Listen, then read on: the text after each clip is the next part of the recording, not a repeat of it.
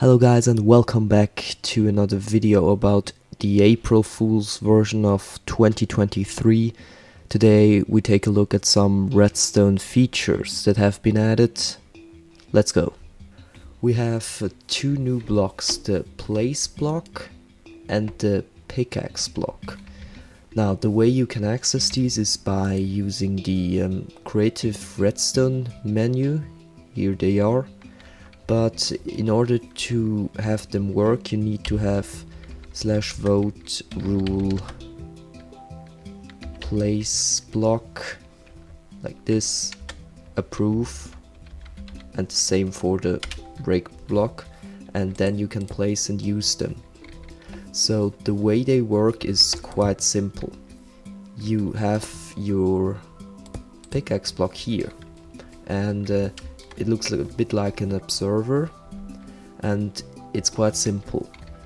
The block here gets broken by the pickaxe block, but only if you power it by redstone. So if you do this, it gets broken. But if the power stays on, this block gets locked like an hopper or something, and the block doesn't break. But if you then power it again, it will break. So you could use some observers right here to make an automatically breaking machine, and this works quite fast, I do have to say. So one way you could use that is in this thing here. We have a cobblestone generator like right over here, and you can power that, and the pickaxe block will break that for you. And you could place a hopper here and use a chest. This is very useful, I'd say early game, before you have a TNT duper, but I think a TNT duper would be faster still because it has a larger blast radius. So even if this would be added to the base game, I don't think it would make that much of a difference, but there are some cool things I'm gonna show you later. And we also have the other block, which is the place block, and that block works quite similarly. You have the block here, and once again the observer texture side is the side where the block gets placed in this case. And the way you're gonna do that is you need to drop an item on this side that looks like the back of a piston or something, and when you then power it from the side, your block gets taken from here and is placed on this side. Very nice. You can do that again. Oops. You can do that again, and yeah, you see it works. And here you can do the entire observer thing too. You can drop a block and it will work automatically. If you then drop a block and there is already one here, it just gets dropped out like this was a dropper or something. And that's quite nice.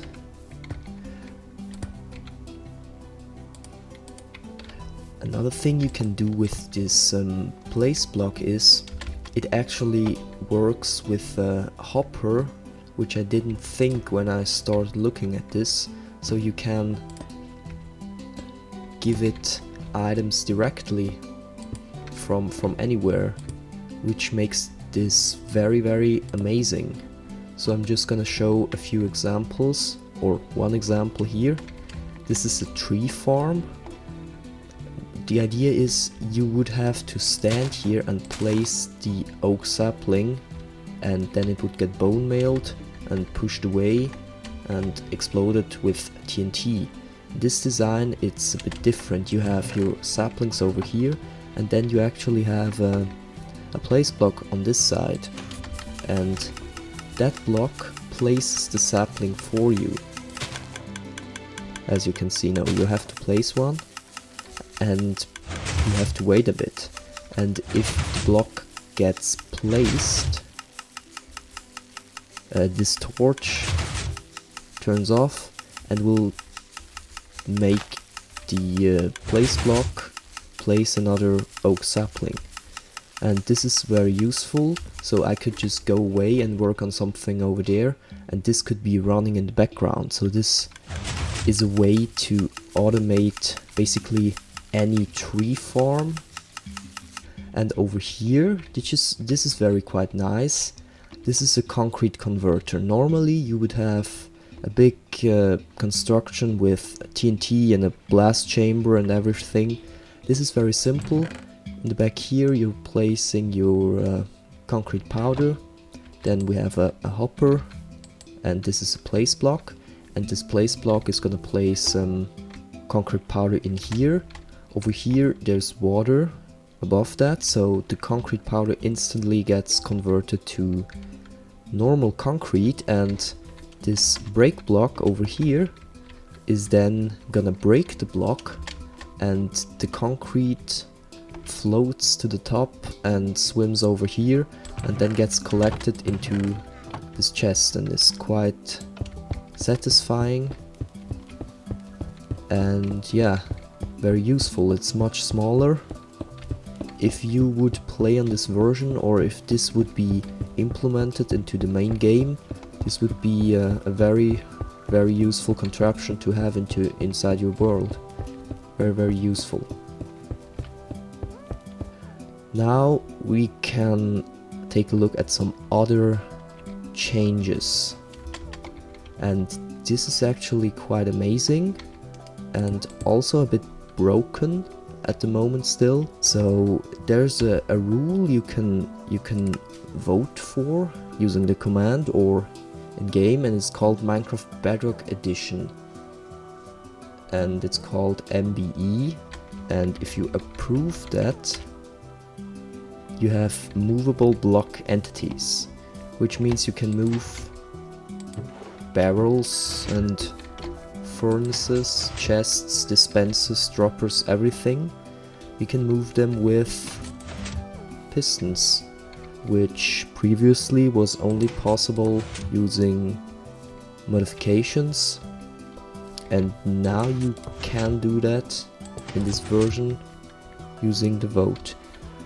One thing I have to mention here is that if you have something in this barrel and you power that, the barrel moves, but everything inside is just gonna get thrown out, which is not what you want. But I guess this is just an April Fool's version. This would be amazing in the base game though, but still, this does not work. It's still amazing to see that feature finally be in the Java version. Another amazing thing you can do is another rule is piston push limit. You can access this rule using the command /vote rule push limit, and you can then set it to whatever you want. You could say it to 50, and as you can see, these are more than 12 blocks, and you can still push them with the piston. Although it's a bit laggy at times if you do it with, I don't know, 200 pistons or something, but still, it's very nice to see that also in the game. I think the snapshot is quite amazing, and that's it for today.